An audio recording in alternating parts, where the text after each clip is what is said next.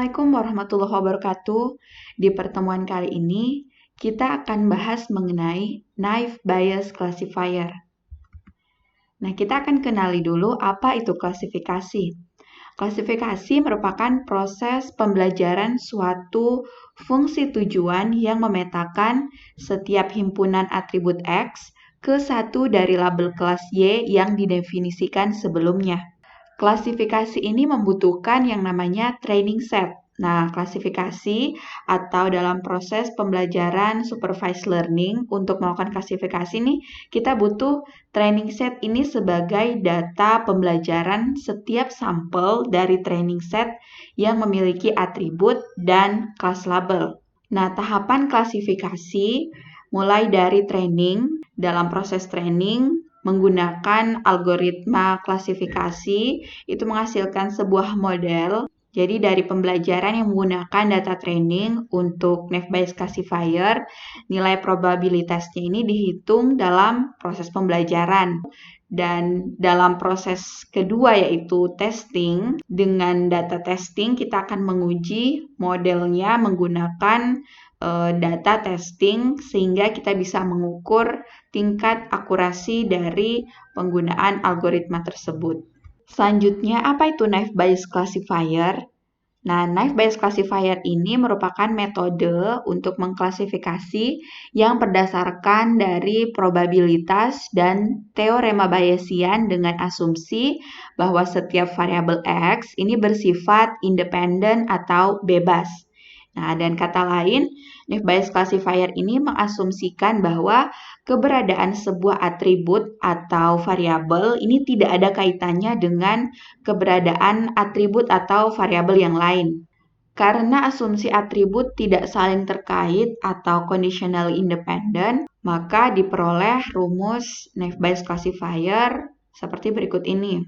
Peluang hipotesa H berdasarkan kondisi X itu sama dengan peluang X berdasarkan kondisi pada hipotesa H dikali dengan peluang dari hipotesa H per peluang dari X yang diamati. Kita langsung saja ke studi kasus. Berikut ini merupakan sebuah dataset yang terdiri dari atribut X1 umur, X2 pendapatan, X3 mahasiswa, dan X4 rating kredit. Kemudian beli komputer ini sebagai kelas labelnya atau Y yang terdiri dari kelas ya dan kelas tidak. Kemudian diketahui ini data ujinya, bila ada data baru yang belum memiliki kelas dengan ketentuan X1-nya umur kurang dari sama dengan 30, X2-nya pendapatannya sama dengan sedang, X3-nya mahasiswa sama dengan ya atau dia sebagai mahasiswa, kemudian X4-nya rating kreditnya fair. Nah, berarti kita akan menentukan dari data uji atau data yang baru, kira-kira kelas labelnya itu kelas label beli komputer ya atau beli komputer tidak. Nah, kita akan tentukan ini dengan menggunakan pendekatan Naive Bayes Classifier. Yang pertama kita akan menentukan dulu X1 yaitu umur kurang dari sama dengan 30. Jadi di sini datanya itu sudah disort, sudah diurutkan berdasarkan dengan umurnya. Kemudian kita akan hitung mulai dari umur kurang dari sama dengan 30, kita akan lihat di Y-nya atau kolom beli komputer. Jadi yang kita fokus lihat adalah X1 dulu.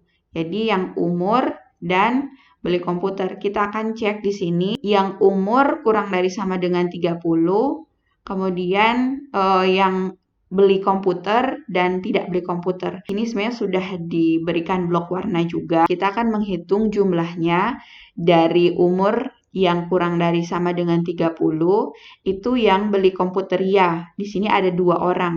Nah, berarti 2 per dengan 9 ini diperoleh dari jumlah ya yang ada di beli komputer. Kemudian 2 dibagi 9 sama dengan 0,2. Kemudian selanjutnya untuk umur yang kurang dari sama dengan 30 yang di sini tidak beli komputer. Nah, di sini jumlahnya ada 3, berarti 3 per dengan jumlah tidak yang ada di beli komputer. Ada 5, berarti 3 per 5 sama dengan 0,6. Oke, sampai sini paham ya? Selanjutnya kita akan hitung untuk X kedua, yaitu pendapatan. Nah, di sini juga untuk pendapatan sudah disort, sudah diurutkan. Jadi kita sekarang fokus ke X2, yaitu pendapatan. Jadi kita fokuskan lihat di kolom pendapatan dan beli komputer. Jadi dari sini ditentukan bahwa pendapatannya sedang. Nah, berarti kita lihat dulu di sini. Yang pendapatannya sedang dan dia beli komputer, jumlahnya ada berapa? Di sini ada 4. Berarti 4 per dengan jumlah ya yang ada di beli komputer itu ada 9. Berarti 4 per 9 sama dengan 0,4. Selanjutnya, untuk pendapatan sedang dan dia yang tidak beli komputer itu ada 2, sehingga 2 per dengan 5 jumlah tidak yang ada di kolom beli komputer. Jadi 2 per 5 sama dengan 0,4. Oke, kita selesai untuk X2. Selanjutnya kita akan cari untuk yang X3, yaitu mahasiswa ini juga sudah disort atau diurutkan. Nah, dari kolom yang kita fokuskan yaitu mahasiswa dan beli komputer. Kita hitung jumlah mahasiswa yang beli komputer. Itu ada 6. Kemudian per dengan 9 jumlah ya yang ada di kolom beli komputer. Jadi 6 per 9 sama dengan 0,7. Selanjutnya untuk mahasiswa yang tidak beli komputer itu jumlahnya ada 1. Berarti 1 per 5 itu jumlah tidak yang ada di kolom beli komputer. Jadi 1 per 5 sama dengan 0,2. Kita selesai untuk X ketiga, selanjutnya ke X keempat. Nah, ini rating kredit, ini juga sudah diurutkan. Kolom rating kredit ini yang fair, kemudian dia yang beli komputer, itu jumlahnya ada 6. Jadi 6 per 9 jumlah ya yang ada di beli komputer.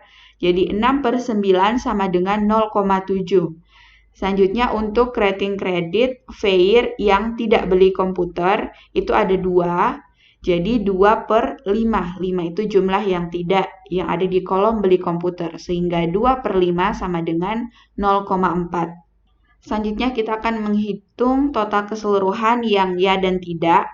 Nah, ini jadi 0,2 dikali 0,4 kali 0,7 kali 0,7 dihasilkan 0,0392. Nah, itu untuk yang kelas ya beli komputer. Selanjutnya untuk yang kelas tidak beli komputer, jadi kita hitung juga. Jadi di sini 0,6 dikali 0,4 dikali 0,2 dan kali 0,4 diperoleh hasil 0,0192. Selanjutnya kita akan hitung hasil dari kelas labelia 0,0392. Itu kita akan kali dengan 9 per 14. 9 per 14 ini diperoleh dari yang pertama di dalam kelas ya beli komputer itu jumlah yang ya itu ada 9 per dengan total jumlah data atau yang ada di beli komputer itu ada 14. 0,0392 dikali 9 per 14 itu sama dengan 0,0252. Kemudian hasil dari perhitungan tadi yang tidak beli komputer 0,0192 itu dikali dengan jumlah tidak yang ada di beli komputer itu ada 5 per dengan 14 sehingga diperoleh 0,0192 kali 5 per 14 sama dengan 0,0069. Nah, selanjutnya dari hasil yang sudah diperoleh ini, kita akan menentukan data testing atau data baru yang diujikan tadi itu termasuk di kelas yang mana. Nah, kita akan lihat berdasarkan nilai maksimumnya. Kelas label ya itu diperoleh 0,0252, kita akan bandingkan dengan 0,0069 yang tidak beli komputer. Nah, berarti nilai maksimumnya adalah 0,0252 karena nilai maksimum diperoleh 0,0252 adalah dari kelas label ya beli komputer, maka kita bisa menentukan bahwa data testing atau data baru yang diujikan itu termasuk dalam kelas label ya beli komputer. Oke, untuk studi kasus ini selesai. Berikutnya kesimpulan dari penggunaan algoritma naive Bayes secara umum. Yang pertama, kelebihannya ini mudah diimplementasikan. Kemudian yang kedua, memberikan hasil yang baik untuk beberapa kasus. Ini berdasarkan penelitian juga. Dan kelemahannya, kita harus mengasumsikan bahwa antar fitur atau atribut itu tidak terkait. Dalam realitanya, keterkaitan tersebut itu tidak dapat dimodelkan oleh naive Bayes classifier. Oke, selanjutnya kita masuk ke studi kasus berikutnya.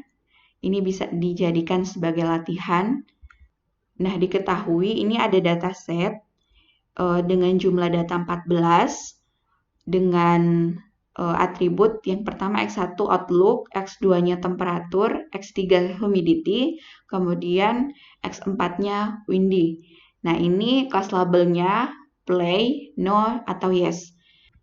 Kemudian, kita coba menentukan kelas label dari X jika X ini diketahui outlook-nya sunny, temperaturnya cool, humidity-nya high, dan windy-nya false. Oke, ini bisa dikerjakan sebagai latihan. Sekian pembahasan kali ini tentang naive Bayes classifier. Sampai jumpa di video selanjutnya. Assalamualaikum warahmatullahi wabarakatuh.